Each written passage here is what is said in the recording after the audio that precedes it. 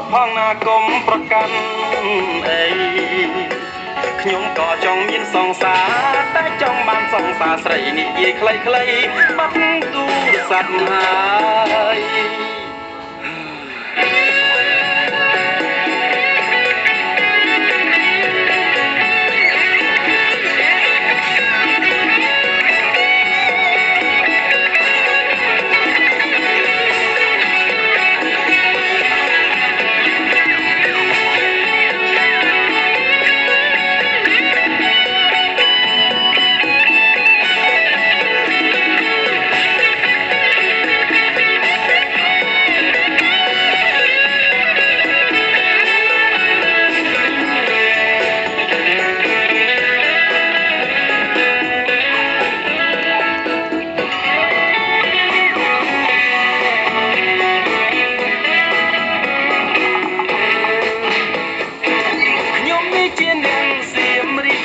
សុភាពរៀបសារអូននឹងអាណាដេចច្រ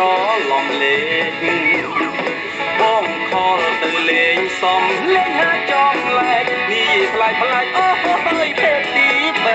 3សង្សារអ្នកណាសុំទោសផងណាកុំប្រកាន់អីខ្ញុំក៏ចង់មានសង្សារតែចង់បានសង្សារស្រីនិយាយខ្លីៗបាត់ទូរស័ព្ទហើយបាយ